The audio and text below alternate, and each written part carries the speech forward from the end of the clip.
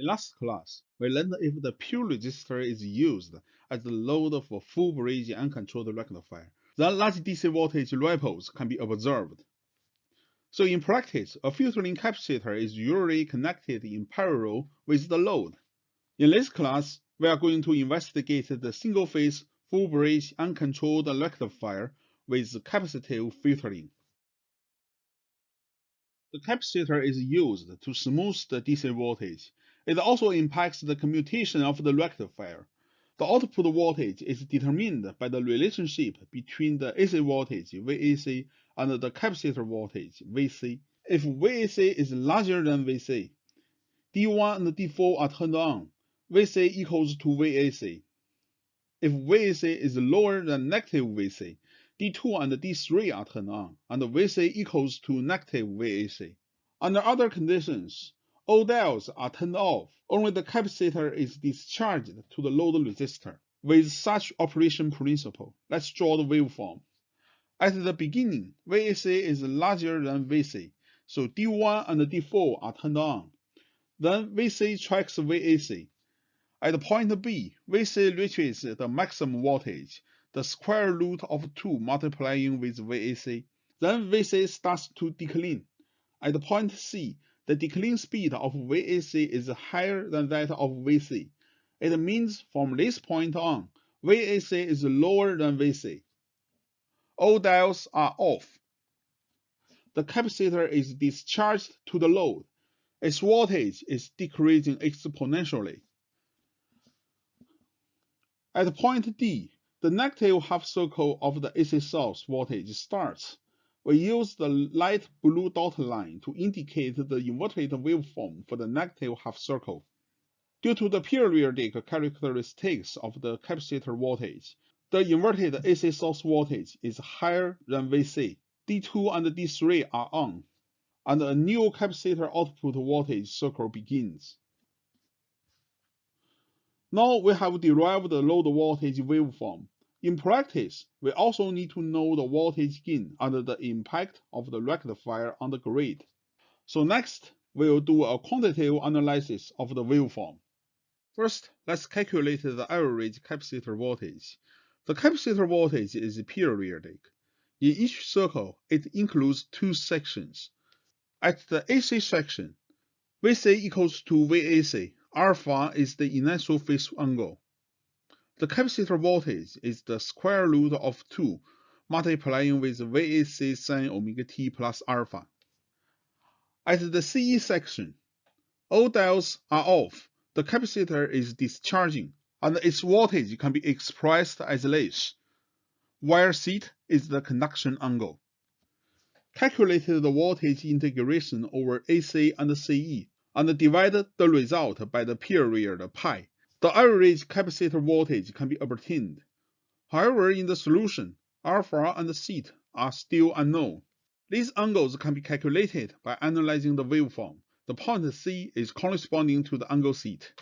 At this point, the diode is off and the current is zero. The diode current is the sum of the capacitor current and the load current. Substitute θ into this formula and set it to 0. We can get an equation related to θ and alpha. Next, let's check the CE section. In this section, the capacitor is discharging. The period of the capacitor voltage is half of the AC source voltage. So the phase angle of the point E is pi. Substitute it to the load voltage formula. The voltage at point E can be calculated. Note the interval between point A and point E equals to the period. So the voltage at point A and point E are the same. They both equals to the square root of 2 multiplying with VAC sin alpha. Considering all these relationships, we can get the other formula related to θ and alpha. Let's return to the problem of average capacitor voltage calculation with the two sets of equations related to alpha and θ. The voltage result can be calculated as this. Move the VAC to the left side. The voltage gain can be calculated. This is just a simplification result. the angle θ is still in the solution. We can get the solution of θ and alpha. They are functions of r omega c. But the solutions are very complicated. So here, only a simplified expression is given. For a virtual analysis, we draw the curve of alpha, θ, and the voltage gain varying with r omega c. If the capacitor is not used for filtering, then r omega c is 0, alpha is 0, and θ is pi.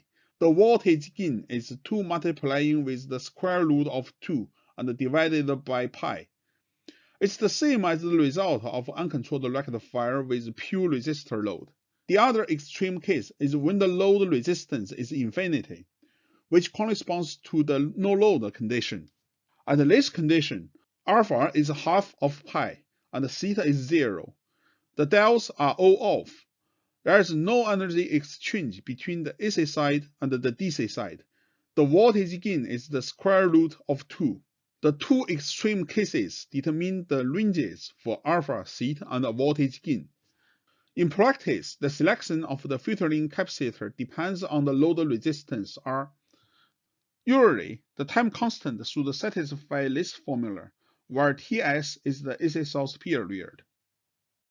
After analyzing the DC side of the rectifier, let's check the AC side.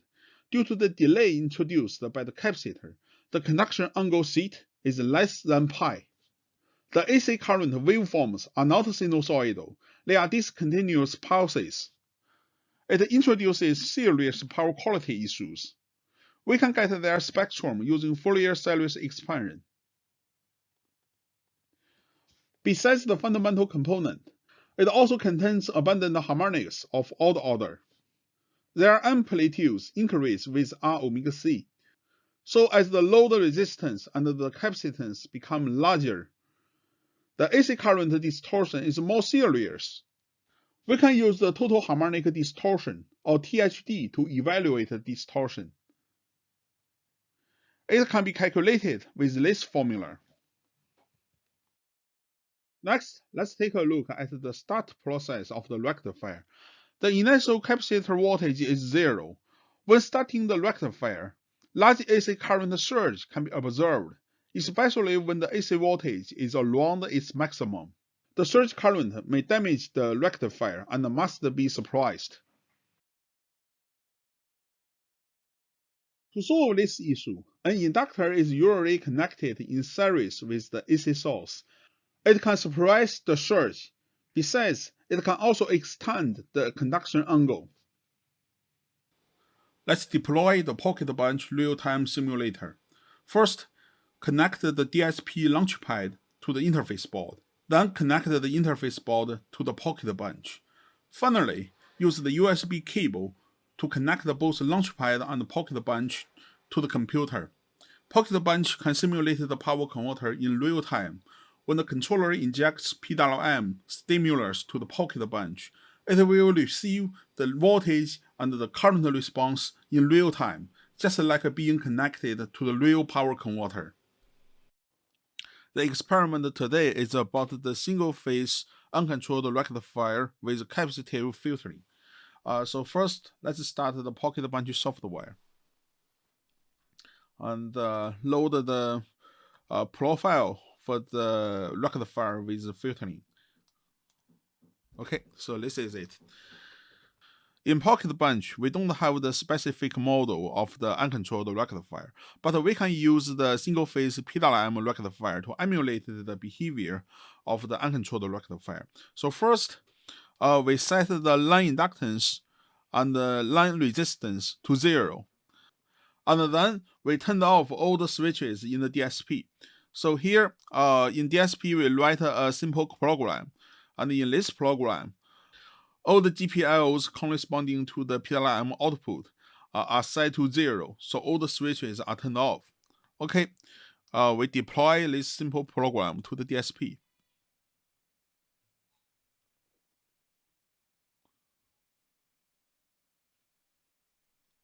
Okay, then start the program. Okay, then let's return to PocketBench.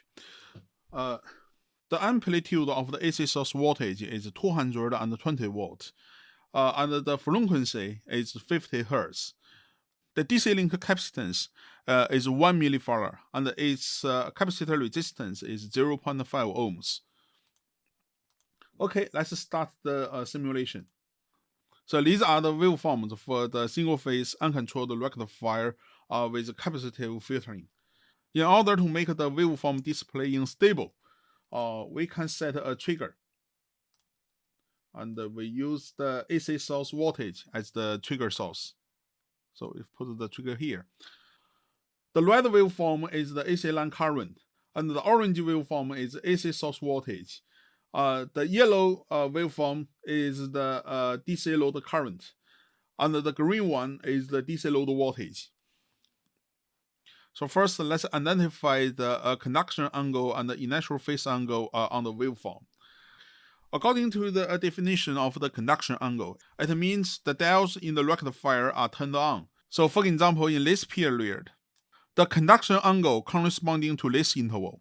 So in this period, the current flow from the AC side to the DC side, and the DC capacitor is charging. And the initial phase angle corresponding to this interval is between the zero crossing point of AC source voltage and the point at which the dials are turned on. So next, let's change the value of R omega C, and C is impact on the waveforms. So we can do this by changing the value of load resistance. So currently, the load resistance is 50 ohms. Okay, let's gradually increase the load resistance. As the load resistance is increased, we can see the amplitude of AC current is reduced, and the conduction angle is also decreased. While at the same time, the average value of the DC load voltage is also increasing. So it complies with the conclusion we have already obtained in the theory course. So as the R omega C increased, the conduction angle will be decreased, and the average capacitor voltage will be increased. Okay, next, let's check the spectrum for the DC load voltage. So measurements, spectrum analysis, DC load voltage. Okay, it's 50 Hz. Now the green bar chart shows the spectrum for the DC load voltage over one electric circle. So the DC component is dominant in the output. And besides the dominant DC component, it also contains the harmonics like second order, first order, sixth order, eighth order, and a series of even order harmonics.